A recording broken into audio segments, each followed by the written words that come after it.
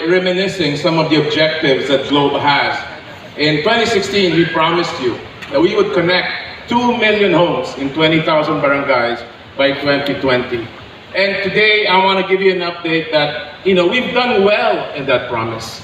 From 1.1 million home subscribers in 2018, actually, we have now grown to 1.7. Yeah, remarkable, actually, 55% growth, right?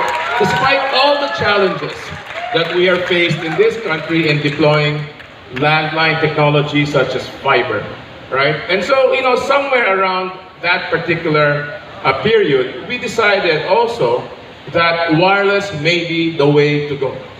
Wireless because Globe has terrific capabilities in 4G. We took our 4G technology, took the highest level of technology in that particular era, like massive MIMO antennas, using our holdings in the 2600 megahertz space to deliver fantastic LTE experience to the home. That experience allowed us to deliver between 10 and 15 Mbps consistently to our subscribers. This is part of the growth that we have experienced.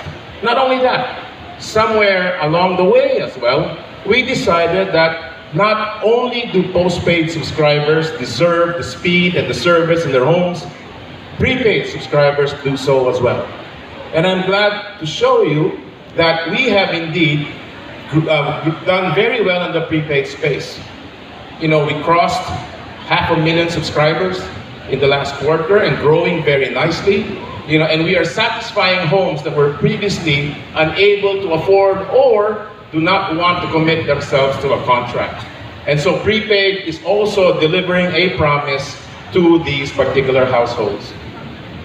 Now, we also promised you last year that we would deliver our first 5G home broadband offering by the second quarter of 2019. Well, it's almost the end, but we made it. It is still technically the second quarter. Right? And the team has been working furiously. And actually this journey, as Isa said, is not a one-year journey. This is a journey in preparing our network to be modernized for the 5G era. The 5G era puts a lot of different stress on our network, and it requires a different structure. For instance, virtualization. Decoupling the software from the hardware of our technology to be able to deliver much more capacity needed by 5G, and also to deliver the software that's been delivered or developed for 5G into our current systems. And we will continue to evolve this as well, right? And so, I'm really proud to say that today we make good on that promise, and as Isa mentioned, it's a new era in Philippine telecommunications, right? 5G is here, and 5G, the technology, holds many promises. The first and foremost of it is the immense speed and capacity the technology offers. I think along the way here, I've seen speeds on speed tests that range from 800 Mbps to 945 Mbps. What that means as well is that you don't need all that in your home, but it means more of you will get to experience consistent speeds most of the time. It's wireless, it does have its limitations, but we do feel that it is much geared towards delivering high-speed broadband than the 4G technology. Every type of technology, as we move through these generations, actually improve upon the delivery model. There are 2 and 3 other things that 5G brings. One is low latency. Low latency means when you ping a particular site, it returns and responds back very, very quickly. Now, we don't not yet have a commercial use for that here in the Philippines, but certainly that's going to be there for the future. Another one is network slicing.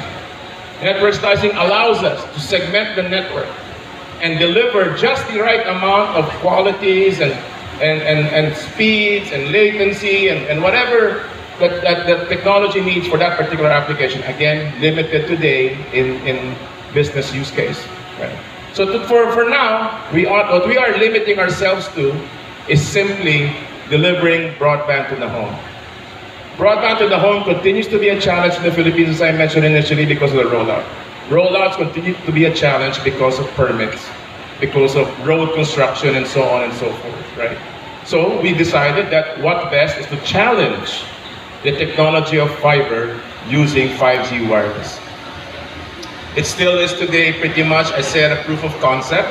Yes, we have a customer on the sidelines I spoke to that says, I used to have a fiber connection, I now have a 5G connection and it's every bit as good. Let's see if that promise will hold out as we scale this particular commercial offering for you guys. Now, let me go through a few other things that we're going through. There's no more slide. Anyway, the other thing that we can do is actually we will be bringing a lot of these adoptions to schools as well. You know, one of the things I'd like to announce today is that Globe has adopted 330 schools. We will be delivering 10 4G modems to start, as we have 5G in limited areas today, like in Pasig. But we will be delivering 10 modems each to the school that students can borrow like a library book, so that they at home can experience the power of the internet in their own homes. As we all know, affordability can still be an issue, but we hope that this will allow students, at least with no financial capability, to be able to use the internet for homework, for research in their own homes. So today, I guess, as I said many times in this presentation, it's a new era. A new era has begun, and Globe will be exploring the use of this technology and its uses not only in the home, but also in business, large and small. So again, maraming salamat to all of you for being here. Please enjoy the experience of 5G. We've got many booths, we got many experiences here. We also have some surprises floating around. You just have to look for them. Maraming salamat and good evening. A round of applause for Mr. Ernest Gu.